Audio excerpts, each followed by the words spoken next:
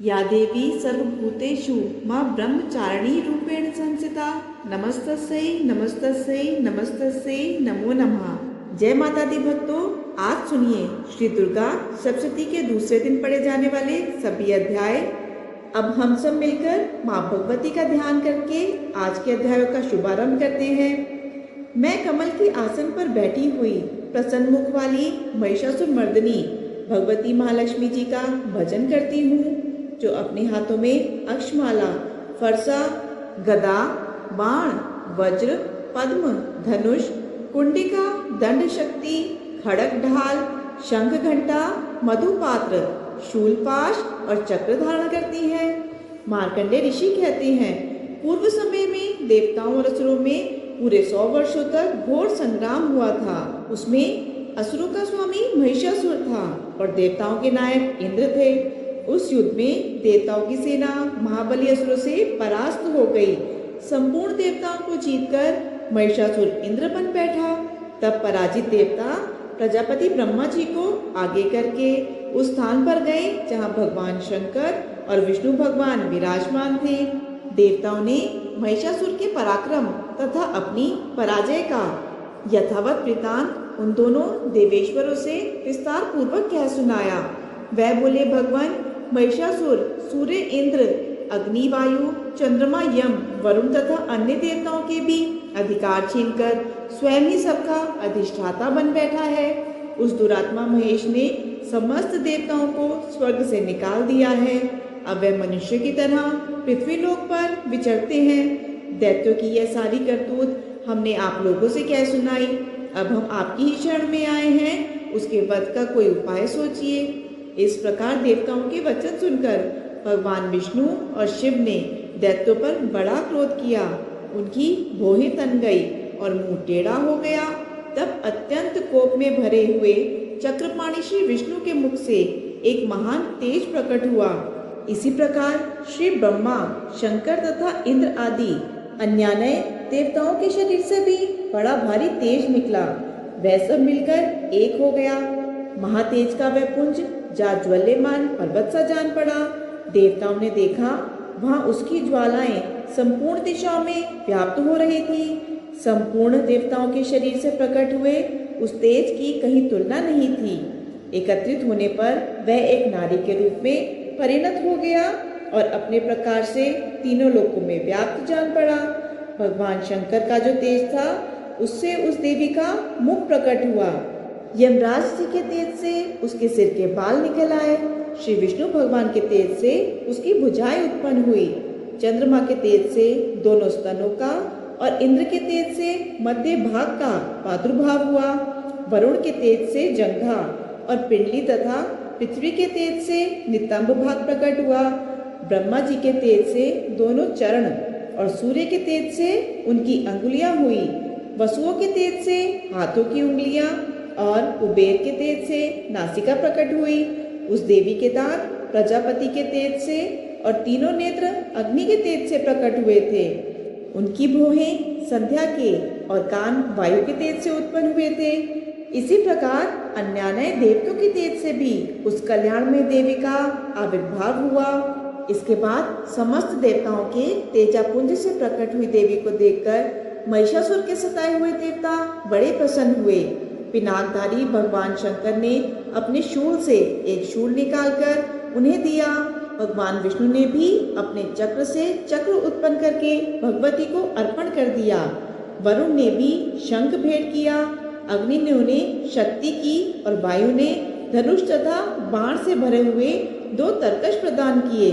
सहस्त्र नेत्रों वाले देवराज इंद्र ने अपने वज्र से वज्र उत्पन्न करके दिया और ऐरावत हाथी से उतार कर 1 घंटा भी प्रदान किया।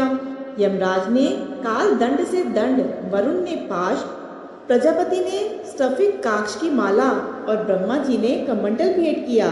सूर्य ने देवी के समस्त रोमकूपों में अपनी किरणों का तेज भर दिया। काल ने उन्हें चमकती हुई ढाल और तलवार दी। क्षीर सागर ने उज्जवल हार तथा कभी चीन न होने वाले 2 दिव्य वस्त्र भेंट किए। साथ ही उन्होंने दिव्य चूड़ामणि, 2 कुंडल, कड़े, उज्जवल अर्धचंद्र, सब बहुओं के लिए केयूर, दोनों चरणों के लिए निर्मल नुपुर, गले की सुंदर हसली और सब अंगुलियों में पहनने के लिए रत्नों की बनी अंगूठियां भी दी। विश्वकर्मा ने उन्हें अत्यंत निर्मल फरसा भेंट किया, साथ ही अनेक प्रकार के अस्त्र और अभेद कवच दिए। इनके सिवा मस्तक और वक्षस्थल पर धारण करने के लिए कभी न कुमलाने वाले कमलों की मालाएं दी। जलाधि ने उन्हें सुंदर कमल का फूल भेंट किया। हिमालय ने सवारी के लिए सिंह तथा तरह तरह के रत्न समर्पित किए। धन्याध्यक्ष कुबेर ने मधु से भरा पान पात्र और संपूर्ण नागों के राजा शेष ने जो इस पृथ्वी को धारण करते हैं उन्हें बहुमूल्य मणियों से विभूषित नाग हार भेंट किया। इस प्रकार अन्य देवताओं ने भी आभूषण और शस्त्र अस्त्र देकर देवी का सम्मान किया। इसके बाद उन्होंने बारंबार अट्टहास पूर्वक उच्च स्वर से गर्जना की। उनके भयंकर नाद से संपूर्ण आकाश गूंज उठा। देवी का वह अत्यंत उच्च स्वर से किया हुआ सिंहनाद कहीं समा नहीं सका। आकाश उसके सामने लघु प्रतीत होने लगा। उससे बड़े जोर की प्रतिध्वनि हुई, जिससे संपूर्ण विश्व में हलचल मच गई और समुद्र कांप उठे। पृथ्वी डोलने लगी और समस्त पर्वत हिलने लगे। उस समय देवताओं ने अत्यंत प्रसन्नता के साथ सिंहवाणी भवानी से कहा, देवी आपकी जय हो। साथ ही महर्षियों ने भक्ति भाव से विनम्र होकर उनका सत्पन किया। संपूर्ण त्रिलोकी को शोकग्रस्त देखकर दैत्य अपनी समस्त सेना को कवच आदि से सुसज्जित कर हाथों में हथियार लेकर सहसा उठकर खड़े हो गए। उस समय महिषासुर ने बड़े क्रोध में आकर कहा, आह, ये क्या हो रहा है। फिर वह संपूर्ण असुरों से घिरकर उस सिंहनाद की ओर लक्ष्य करके दौड़ा और आगे पहुंचकर उसने देवी को देखा, जो अपनी प्रभा से तीनों लोगों को प्रकाशित कर रही थी। उनके चरणों के भार से पृथ्वी दबी जा रही थी। माथे के मुकुट से आकाश में रेखा से खींच रही थी और वह अपने धनुष की टंकार से सातों पातालों को शुद्ध किए देती थी। देवी अपने हजारों भुजाओं से संपूर्ण दिशाओं को आच्छादित करके खड़ी थी। इसके बाद उनके साथ दैत्यों का युद्ध छिड़ गया। नाना प्रकार के अस्त्र शस्त्रों के प्रहार से संपूर्ण दिशाएं उद्भासित होने लगी। चिक्षुर नामक महान असुर महिषासुर का सेनानायक था। वह देवी के साथ युद्ध करने लगा। अन्य दैत्यों की चतुर्गणी सेना साथ लेकर चामर भी लड़ने लगा। 60,000 रथियों के साथ आकर उद्रक नामक महादैत्य ने लोहा लिया। 1 करोड़ रथियों के साथ लेकर महाहनु नामक दैत्य युद्ध करने लगा, जिसके रोए तलवार के समान तीखे थे। वह असिलोमा नाम का महादैत्य 5 करोड़ रथी सैनिकों के सहित युद्ध में आ डटा। 60 लाख रथियों से घिरा हुआ वाष्टव नामक दैत्य भी उस युद्ध भूमि में लड़ने लगा। परिवारित नामक राक्षस हाथी सवार और घुड़सवारों से अनेकों दल तथा 1 करोड़ रथों की सेना लेकर युद्ध करने लगा। विडाल नामक दैत्य 5 अरब रथियों से गिरकर लोहा लेने लगा। इसके अतिरिक्त और भी हजारों महादैत्य रथ, हाथी और घोड़े की सेना साथ लेकर महादेवी के साथ युद्ध करने लगे। स्वयं महिषासुर उस रणभूमि में कोटि कोटि सहस्त्र रथ, हाथी और घोड़ों की सेना से घिरा हुआ खड़ा था। वह दैत्य देवी के साथ तोमर, भिंदीपाल, शक्ति, मूसल, खड़ग, परशु और पटिश आदि अस्त्र का प्रहार करते हुए युद्ध कर रहे थे। कुछ दैत्यों ने उन पर शक्ति का प्रहार किया, कुछ लोगों ने पाश फेंके और कुछ दूसरे दैत्यों ने खड़ग प्रहार करके देवी को मार डालने का उद्योग किया। देवी ने भी क्रोध में भरकर खेल खेल में ही अपने अस्त्र शस्त्रों की वर्षा करके दैत्यों के वह समस्त अस्त्र शस्त्र काट डाले। उनके मुख पर परिश्रम या थकावट का रंज मात्र भी चिन्ह नहीं था। देवता और ऋषि उनकी स्तुति करते थे और वह भगवती परमेश्वरी दैत्यों के शरीरों पर अस्त्र शस्त्र की वर्षा करती रही। देवी का वाहन सिंह भी क्रोध में भरकर गर्दन के बालों को हिलाता हुआ असुरों की सेना में इस प्रकार विचरने लगा, मानो वनों में दावानल फैल रहा हो। रणभूमि में दैत्यों के साथ युद्ध करती हुई अंबिका देवी ने जितने निश्वास छोड़े, वह सभी तत्काल सैकड़ों हजारों गणों के रूप में प्रकट हो गए और परशुद, भिंदीपाल, खड़ग तथा पटीश आदि अस्त्रों द्वारा असुरों का सामना करने लगे। देवी की शक्ति से बड़े हुए वे गण असुरों का नाश करते हुए नगाड़ा और शंख आदि बाजे बजाने लगे। उस संग्राम महोत्सव में कितने ही गण मृदंग बजा रहे थे। इसके बाद देवी ने त्रिशूल से, गदा से, शक्ति की वर्षा से और खड़ग आदि से सैकड़ों महादैत्यों का संहार कर डाला। कितनों को घंटे के भयंकर नाद से मूर्छित करके मार गिराया। बहुतेरे दैत्यों को पाश में बांधकर धरती पर घसीटा। कितने ही दैत्य उनकी तीखी तलवार की मार से दो दो टुकड़े हो गए।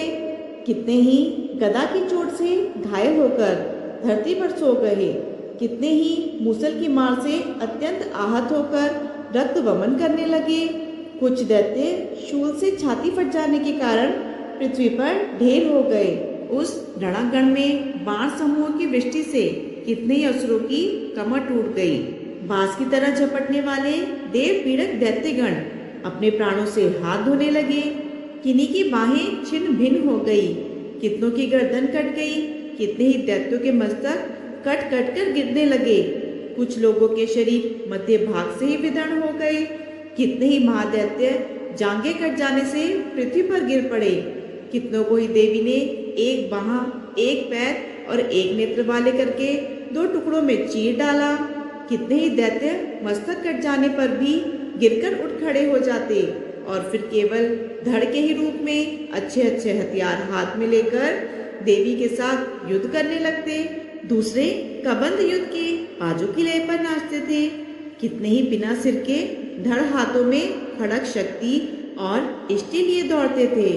और दूसरे दूसरे महादैत्य ठहरो ठहरो यह कहते हुए देवी को युद्ध के लिए ललकारते थे। जहाँ वह घोर संग्राम हुआ था वहाँ की धरती देवी के गिराए हुए रथ, हाथी, घोड़े और असुरों की लाशों से ऐसी पट गई थी कि वहाँ चलना फिरना असंभव हो गया था। दैत्यों की सेना में हाथी, घोड़े और असुरों के शरीरों से इतनी अधिक मात्रा में रक्तपात हुआ था कि थोड़ी ही देर में वहाँ खून की बड़ी बड़ी नदियां बहने लगी।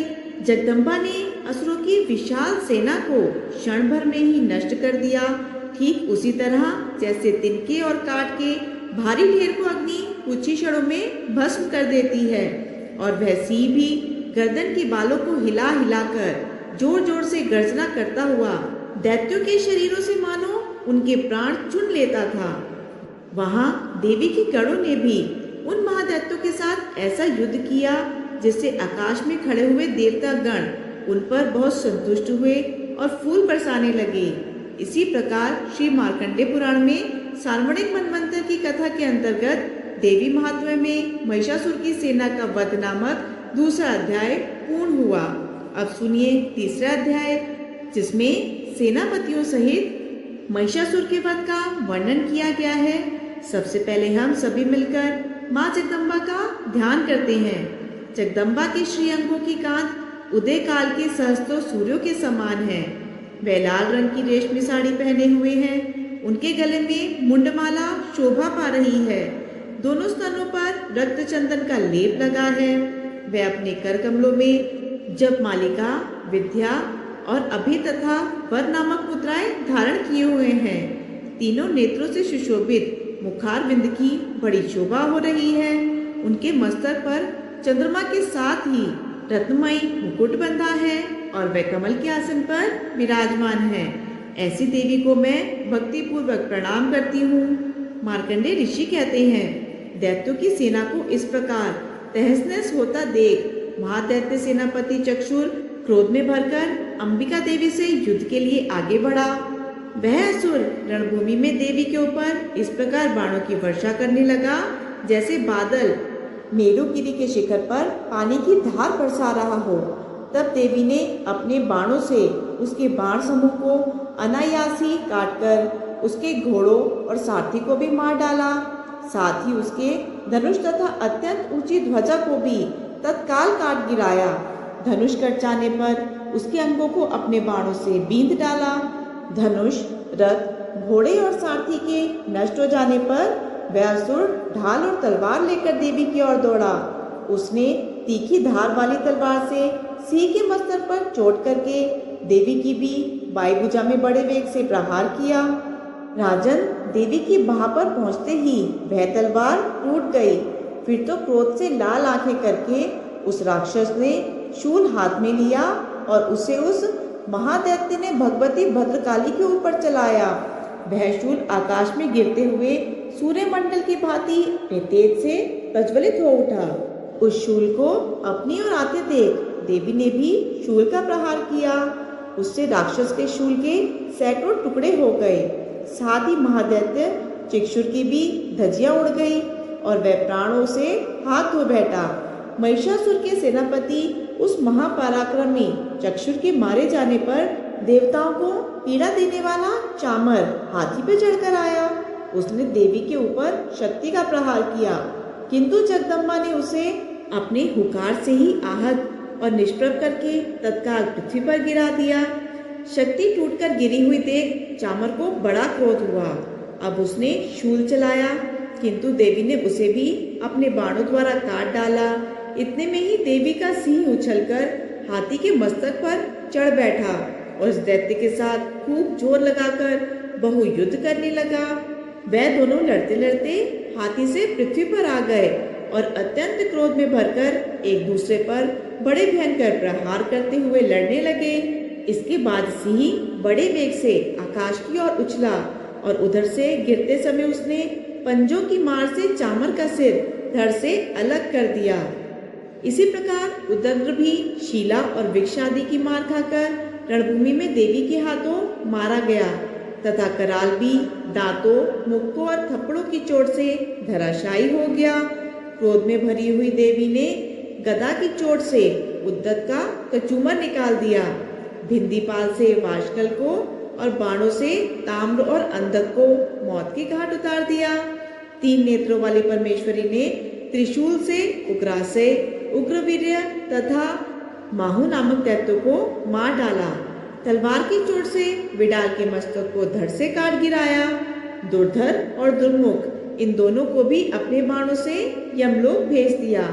इस प्रकार अपनी सेना का संहार होता देख महिषासुर ने भैंसे का रूप धारण करके देवी के गणों को त्रास देना आरंभ किया। किन्हीं को थूतन से मारकर, किन्हीं के ऊपर पुरों का प्रहार करके, किन्हीं किन्हीं को पूंछ से चोट पहुंचाकर, कुछों को सींगों से विदर्ण करके, कुछ गणों को वेग से, किन्हीं को सिंहनाद से, कुछ को चक्कर देकर और कितनों को निश्वास वायु के झोंकों से धराशायी कर दिया। इस प्रकार गणों की सेना को गिराकर वह असुर माँ देवी के सिंह को मारने के लिए झपटा। इससे जगदम्बा को बड़ा क्रोध हुआ। उधर महापराक्रमी महिषासुर भी क्रोध में भरकर धरती को खुरों से खोदने लगा और अपने सींगों से ऊंचे ऊंचे पर्वतों को उठाकर फेंकने और गरजने लगा। उसके वेग से चक्कर देने के कारण पृथ्वी शुद्ध होकर फटने लगी। उसकी पूंछ से टकराकर समुद्र सब ओर से धरती को डुबोने लगा। गिरते हुए सींगों के आघात से विदर्ण होकर बादलों के टुकड़े टुकड़े हो गए। उसके श्वास की प्रचंड वायु के वेग से उड़े हुए सैकड़ों पर्वत आकाश से गिरने लगे। इस प्रकार क्रोध में भरे हुए उस महादैत्य को अपनी ओर आते देख चंडिका ने उसका वध करने के लिए महान क्रोध किया। उन्होंने पाश फेंककर उस महानसुर को बांध दिया। उस महासंग्राम में बंध जाने पर उसने भैंसे का रूप त्याग दिया और तत्काल सिंह के रूप में वह प्रकट हो गया।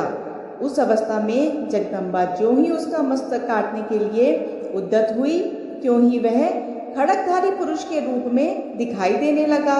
तब देवी ने तुरंत बाणों की वर्षा करके ढाल और तलवार के साथ उस पुरुष को भी बीध डाला। इतने में ही वह महान गजराज के रूप में परिणत हो गया और अपनी सूंड से देवी के विशाल सिंह को खींचने और गरजने लगा। खींचते समय देवी ने तलवार से उसकी सूंड काट डाली।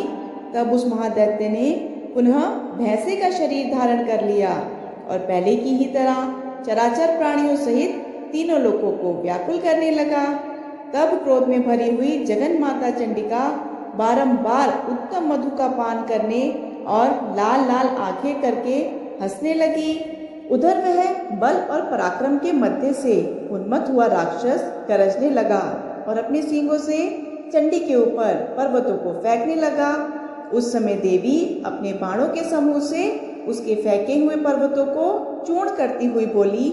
बोलते समय उनका मुख मधु के मध्य से लाल हो रहा था और वाणी लड़खड़ा रही थी। देवी ने कहा, ओ मूढ़, मैं जब तक मधु पीती हूँ तब तक तू क्षण भर के लिए खूब गरज ले। मेरे हाथों से यही तेरी मृत्यु हो जाने पर अब शीघ्र ही देवता भी गर्जना करेंगे। ऋषि कहते हैं, ऐसा कहकर देवी उछली और उस महादैत्य के ऊपर चढ़ गई। फिर अपने पैर से उसे दबाकर उन्होंने शूल से उसके कंठ में आघात किया। उनके पैर से दबा होने पर भी महिषासुर अपने मुख से दूसरे रूप में बाहर होने लगा। तभी आधे शरीर से ही वह बाहर निकलने पाया ही था कि देवी ने अपने प्रभाव से उसे वहीं रोक दिया। आधा निकला होने पर भी वह महादैत्य देवी से युद्ध करने लगा। तब देवी ने बहुत बड़ी तलवार से उसका मस्तक काट गिराया।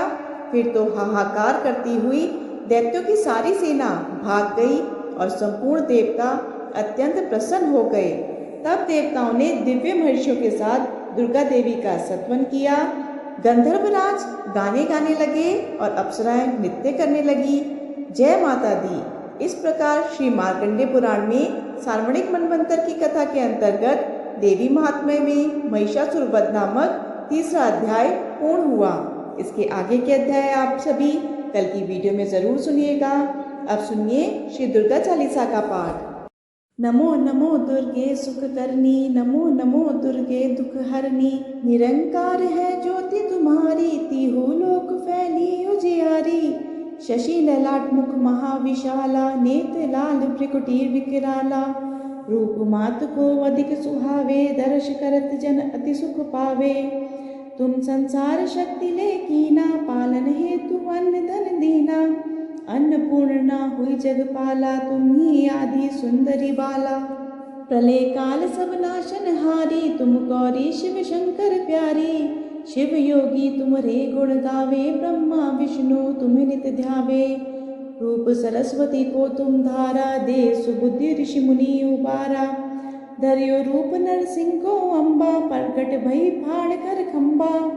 रक्षा करी प्रहलाद बचायो, हरना कश को स्वर्ग पठायो। लक्ष्मी रूप धरो जग माही, श्री नारायण अंग समाही। क्षीर सिंधु में करत विलासा, दया सिंधु दीजे मन आसा। हिंगलाज में तुम्ही भवानी, महिमा मितना जात मखानी। मातंगी अरुधु मावती माता, भुवनेश्वरी बगला सुखदाता। श्री भैरव तारा जगतारणी, चिन्ह बाल भव दुख निवारणी। केरी वाहन सोह भवानी, लांगुर वीर चलत अगवानी। कर में खप्पड़ खड़ग विराजे, जाको देख काल डर भाजे। सोहे अस्त्र और त्रिशूला, जाते उठत शत्रु ही शूला। नगर कोट में तुम्ही विराजत, तीहू लोक में डंका बाजत। शुंभ निशुंभ दानव तुम मारे, रक्त बीज शंखन सारे। महिषासुर ने पति अभिमानी, जेई अधभार मही अकुलानी। रूप कराल काली का धारा, सेन सहित तुम ती संसारा। पड़ी गाढ़ संतन पर जब जब, भई सहाय मात तुम तब तब। अमरपुरी अरुबा सब लोका, तब महिमा सब रहे अशोका। ज्वाला में है ज्योति तुम्हारी, तुम्हें सदा पूजे नर नारी। प्रेम भक्ति से जो यश गावे, दुख दारिद्र निकट नहीं आवे। धावे तुम्हें जो नर मन लाई, जन्म मरणता को छुट जाई। जोगी सुर मुनि कहत पुकारे, योग न हो बिन शक्ति तुम्हारे। शंकर आचार अज तब कीनो, काम और क्रोध जीत सब लीनो। निश दिन ध्यान धरो शंकर को, काहू काल नहीं सुमिरो तुमको। शक्ति रूप का मर्म न पायो, शक्ति गई तब मन पछतायो। शरणागत हुई कीर्ति बखानी, जय जय जय जगदम्ब भवानी। भई प्रसन्न आदि जगदम्बा, दे शक्ति नहीं कीन विलंबा। मोको मातु कष्ट अति घेरो, तुम बिन कौन हरे दुख मेरो। आशा तृष्णा निपट सतावे, मोह मदादिक संपिन छावे। शत्रुनाश कीजे महारानी, सुमिरो एक चित तुम्हें भवानी। कृपा करो हे मात दयाला, रिक्ति सिद्धि दे करहु निहाला। जब लगी ज्यों दया फल पाऊँ, तुमरो जश मैं सदा सुनाऊँ। दुर्गा चालीसा जो कोई गावे, सब सुख भोगे परम पद पावे। देवी दास शरण में जानी, कृपा करो जगदम्बा भवानी। इति श्री दुर्गा चालीसा संपूर्ण। प्रिय भक्तजनों, अब हम सभी मिलकर माता रानी से क्षमा याचना करते हैं, ताकि हमारे द्वारा हुई किसी भी गलती के लिए माता रानी हमें क्षमा कर सके। हे परमेश्वरी, मेरे द्वारा रात दिन सहस्त्रों अपराध होते रहे हैं, अतः आप मुझे अपनी सेवक समझकर कृपा पूर्वक मेरे उन अपराधों को क्षमा करो। ना तो मैं आवाहन करना ही जानती हूँ, ना विसर्जन करना ही जानती हूँ, और ना पूजा ही करना जानती हूँ। हे परमेश्वरी, मुझे क्षमा करो। हे सुरेश्वरी, मैंने जो मंत्रहीन, क्रियाहीन और भक्तिहीन पूजन किया है, वह सब आपकी दया से पूर्ण हो। सैकड़ों अपराध करके भी भक्त आपकी शरण में आकर केवल जगदम्ब कहकर ही मोक्ष को प्राप्त करते हैं, जिसे ब्रह्मादि देवगण भी पाने में असमर्थ होते हैं। हे जगदम्बिके, मैं अपराधी हूँ, किंतु आपकी शरण में आई हूँ, अतः इस समय मैं दया की पात्र हूँ। आप जैसा चाहो वैसा करो। अज्ञानवश या बुद्धि भ्रम होने के कारण भूल से मैंने जो कुछ भी कम या अधिक कर दिया हो, हे देवी, हे परमेश्वरी, सब अपराध क्षमा करो और प्रसन्न हो। हे जगत माता, हे कामेश्वरी, सच्चिदानंद स्वरूपिणी परमेश्वरी, आप प्रेम पूर्वक मेरी यह पूजा स्वीकार करो और मुझ पर प्रसन्न हो। आप तो गुप्त से भी गुप्त वस्तु की रक्षा करने वाली हो। आप मेरे किए हुए इस जप को ग्रहण करके मेरे सभी अपराधों को क्षमा करो। हे देवी, हे महेश्वरी, आपकी कृपा से मुझे सिद्धि की प्राप्ति हो। सभी भक्तजन मिलकर बोलिए माता रानी की जय, शेर सवारी मैया की जय। माता रानी आपकी सभी मनोकामनाओं को पूर्ण करे। यह थी आज की वीडियो। आशा है आपको वीडियो पसंद आई होगी। वीडियो पसंद आए तो वीडियो को लाइक कीजिएगा, शेयर कीजिएगा, कमेंट बॉक्स में जय माता दी लिखकर चैनल को सब्सक्राइब जरूर कीजिएगा।